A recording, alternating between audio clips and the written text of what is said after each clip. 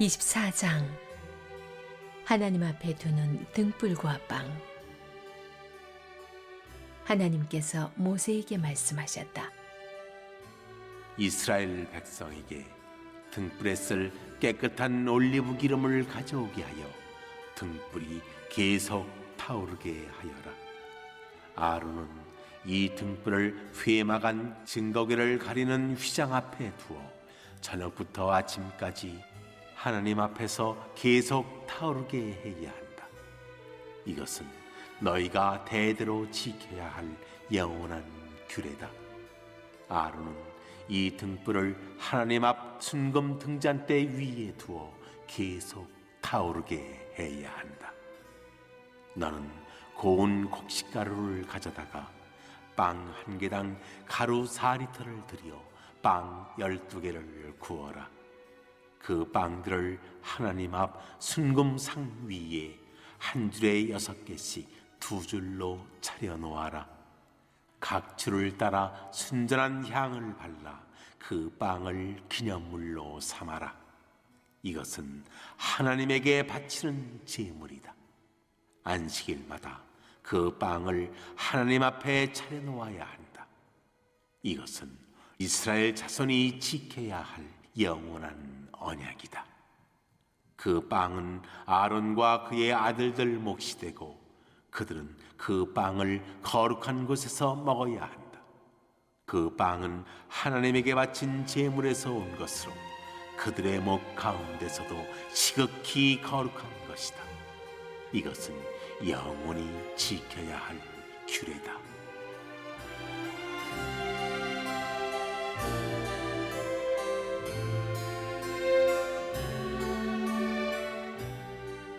하나님을 모독하는 자. 어머니는 이스라엘 사람이고 아버지는 이집트 사람인 한 남자가 있었다.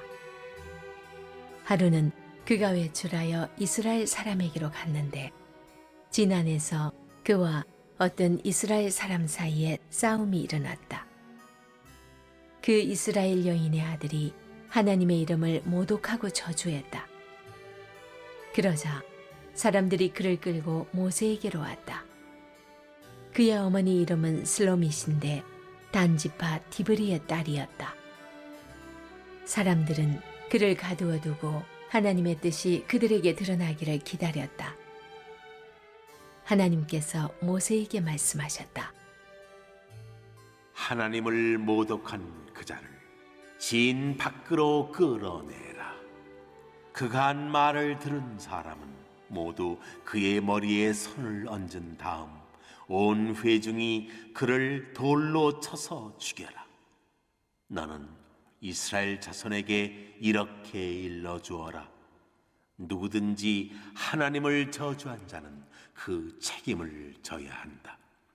누구든지 하나님의 이름을 모독한 자는 사형에 처해야 한다. 온 회중이 그를 돌로 쳐서 죽여야 한다. 외국인이든 본국인이든 하나님의 이름을 모독한 자는 사형에 처해야 한다. 누구든지 사람을 때려 죽게 한 사람은 사형에 처해야 한다.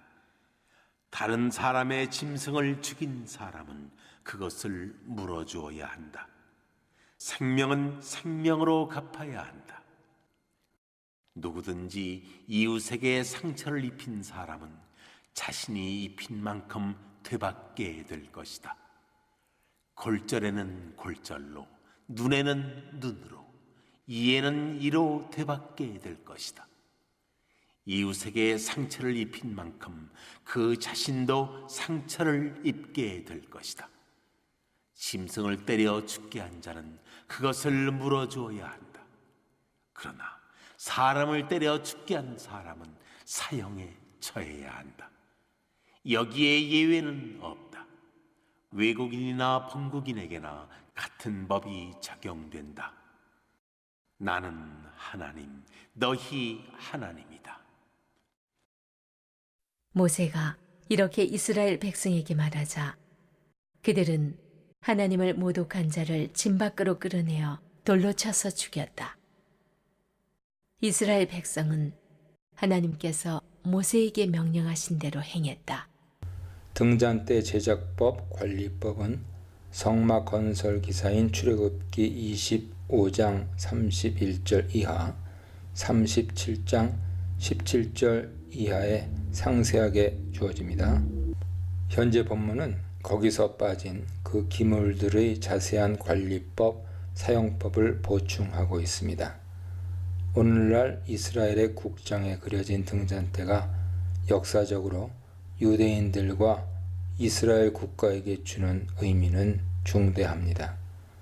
등잔대에서 밝게 빛나는 불빛은 영원히 빛이 되시는 여호와 하나님의 보호와 인도하심을 상징했을 것입니다. 등잔대를 의미하는 히브리어 메노라는 몇몇 자그마한 부속 비품과 더불어 순금 1달란트 약 34kg이죠. 1달란트로 만들어진 비품으로서 빛을 뜻하는 단어 네르에서 파생되었습니다. 금등대 7분지 위에는 7개 등잔이 놓여 있습니다. 여기에는 감람나무 열매에서 짜내 불순물과 찌꺼기를 철저히 제거한 가장 깨끗한 기름을 채워 불을 밝힙니다. 아론은 내성소의 비품을 관리하는 총책임자로 금등대 불을 언제나 밝힐 책무를 지닙니다. 제사장들은 아침마다 등잔대 위에 타고 남은 재를 청소하고 심지를 갈아주어야 합니다. 이 절은 계속해서 불을 켜두라고 명령합니다. 이때 등잔대의 불을 하루 종일 지폈는지 저녁부터 아침까지만 지폈는지는 의견이 분분합니다. 다수 학자들은 3절에 근거하여 낮에는 등불을 켜지 않고 저녁부터 아침 동이틀 무렵까지 불을 밝혔을 것으로 봅니다. 그러나 회막 내부는 3중 내지 4중 덮개로 덮여 있어 자연 채광이 전혀 되지 않는 캄캄한 공간이므로 24시간 불을 켜 놓아야 했을 것입니다. 진설병 제작법과 기본 관리법은 마찬가지로 성막 기사인 출애굽기 25장 23절 이하와 37장 10절 이하에 나타납니다. 현재 본문은 거기서 설명되지 않은 진설상 관리에 대한 상세한 지침을 내립니다. 진설병, 레헴판님은 문자적 의미는 얼굴의 떡인데 이것은 하나님의 얼굴을 말하며 그분의 임재를 상징적으로 나타냅니다. 진설병에서 진설이란 펼쳐놓다라는 뜻이죠. 진설병은 안식일마다 교체되었습니다. 본문은 총 12개의 떡을 한 줄에 6개씩 두 줄로 놓았으며 각 줄 위에 정결한 유향이 첨가되었다고 말합니다. 흔히 사람들은 떡상 위에다 떡들을 두 줄로 나누어 6개씩 포개진 채 쌓아 올렸다고 생각합니다. 그리고 그 떡의 크기와 모양을 호떡과 비슷한 것으로 생각하곤 합니다. 그런데 5절로 9절에 의하면 떡 하나의 크기가 굉장히 큽니다. 그것은 10분의 2 에바, 즉 약 44리터 크기였는데 만일 안식일에 이만한 크기의 뜨거운 떡 6개, 그것도 막전에 따끈한 떡을 포개어 쌓는다면 아래쪽에 있는 떡은 뭉개지고 말 것입니다. 따라서 출애굽기 제작법에서는 침묵하고 있지만 아마 떡상의 본체 위에 좌우로 6개의 떡을 넣는 칸들이 별도로 만들어졌다고 보는 것이 합리적입니다. 안식일마다 이 떡을 여호와께 진설했으며 여기에 그 떡이 이스라엘을 위한 것이요 영원한 언약이라는 말이 첨부됩니다. 안식일마다 새로운 떡들을 올리고 물린 떡은 제사장들이 먹었습니다. 그 떡은 일주일이 지나도 부패하지 않았던 것으로 보이는데 아마도 몇 시간이 지나면서 딱딱해져서 쉽게 상했을 것 같진 않습니다. 일주일 뒤에는 아주 딱딱해졌을 테니 제사장들은 다시 데워 먹어야 했을 것입니다. 영원한 언약이라는 명칭은 이 떡의 매우 중요한 기능을 시사합니다. 안식일마다 떡을 하나님께 바친 것은 하나님 앞에서 언약의 식탁이 계속 진행된다는 것을 말해줍니다. 10절로 14절입니다. 레위기는 대부분 법규와 명령, 훈계로 가득 차 있지만 법 제정의 흐름을 일시적으로 가로막는 단편적인 두 개의 에피소드가 끼어 있습니다. 전반부에서는 그것이 아론의 두 아들 나답과 아비후의 신성 모독죄와 죽음이었고 10장에서 나왔죠. 후반부인 현재 에피소드에서는 어떤 혼혈인 이스라엘 사람 하나의 신성 모독죄와 죽음입니다. 나답과 아비후는 잘못된 제사로 하나님의 성전을 더럽힌 반면 혼혈 이스라엘 사람은 저주와 모독으로 하나님의 성호를 더럽혔습니다. 전자는 하나님의 직접적인 불의 심판으로, 후자는 하나님을 대신한 백성들의 투석형으로 처형되었습니다. 이 비슷한 두 에피소드가 레위기 16, 17장을 중심으로 양쪽에 배치된 것은 결코 우연이 아닙니다. 더구나 이 두 이야기의 대조적인 성격은 그들의 신분에서도 드러납니다. 전자는 이스라엘 백성 중 가장 중심된 신분의 제사장들인 반면 후자는 아버지가 이집트인으로 혈통상 경계선에 놓인 사람입니다. 이스라엘이 처음 이집트를 나올 때부터 여러 민족들과 함께 공동체를 이루며 나온 점으로 미루어볼 때 이스라엘 공동체는 처음부터 일종의 개방사회, 열린 공동체로서 구약의 교회였다고 볼 수 있습니다. 그럼에도 이방인 출신의 개종자가 공동체의 순결성을 더럽힐 위험은 상존했을 것입니다. 아마 레위기는 의도적으로 양극의 신분을 지닌 비극적 에피소드를 제시함으로써 제사장부터 이스라엘 경계선에 있는 사람들에 이르기까지 모든 이스라엘 백성들이 하나님께 불경죄를 저지를 경우 준엄한 죽음의 심판을 면치 못한다는 것을 가르치고 있는 것으로 보입니다. 15절로 23절입니다. 흥미롭게도 여호와의 이름을 더럽히는 신성모독죄를 처리하는 과정에서 돌연 동해동형법이 선포됩니다.